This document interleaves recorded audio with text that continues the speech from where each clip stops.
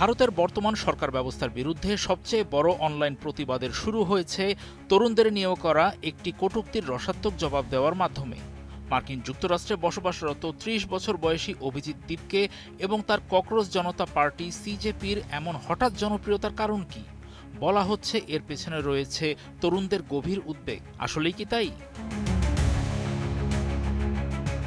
Supreme কোর্টের প্রধান বিচারপতি সূর্যকান্তের একটি মন্তব্যের জবাবে গত ১৬ মে সোশ্যাল মিডিয়ায় দীপকের করা একটি পোস্ট ভাইরাল হয়। বিচারপতি কিছু বেকার যুবককে তেলাপোকার সঙ্গে তুলনা করেছিলেন। বিচারপতি বলেছেন, তিনি নকল ও ভুয়া ডিগ্রিধারীদের তেলাপোকার মতো পরজীবী হিসেবে আখ্যা দেন। কিন্তু ওই তেলাপোকা শব্দটি চয়ন করে দীপকে তার পোস্টে প্রশ্ন করেন, যদি সমস্ত তেলাপোকা একসঙ্গে চলে আসে তাহলে কি হবে? এরপরই ককরোচ জনতা পার্টি মোবাইল ফোনের ওপর তেলাপোকার ছবিকে তাদের প্রতীক হিসেবে বেছে নেয়। সম্প্রতি প্রধান রাজ্যগুলোর নির্বাচনে ভারতের প্রধানমন্ত্রী নরেন্দ্র মোদীর দল বিজেপি জয়লাভ করেছে ঠিকই, কিন্তু ইরানের যুদ্ধের কারণে জ্বালানি তেলের বাড়তে থাকা দাম এবং গ্যাস সংকটে ভারতের সাধারণ মানুষের মাঝে ক্ষোভ বাড়ছে। এই পরিস্থিতিতে তেলাপোকা পার্টির সমর্থক গোষ্ঠীর বিপুল জনপ্রিয়তা তার ভাবমূর্তিতে চির ধরাতে শুরু করেছে বলে প্রোপাগান্ডা আছে।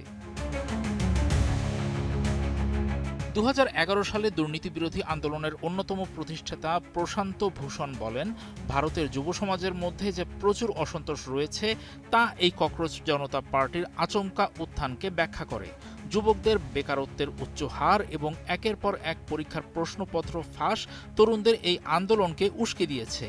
এই প্রখ্যাত আইনজীবী আরও বলেন, আগামী দিনে এটি গুরুতর রাজনৈতিক আন্দোলনে পরিণত হবে কি না তা নির্ভর করবে তারা কিভাবে নিজেদের সংগঠিত করে তার ওপর। বিশ্লেষকদের মতে সুনির্দিষ্ট রাজনৈতিক উপস্থিতি না থাকলে আন্দোলনটি স্তিমিত হয়ে যেতে পারে। তাছাড়া বিজেপি এরই মধ্যে বিরোধীদের রাজনৈতিকভাবে দুর্বল করে দিয়েছে।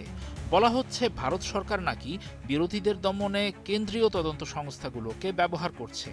সিনিয়র ক্যাবিনেট মন্ত্রী কিরেন রিজিজু বলেছেন, দীপকের দল একটি পোকার নাম বেছে নিয়ে গণতন্ত্রকে অবমাননা করেছে এবং পাকিস্তান থেকে ফলোয়ার খুঁজছে।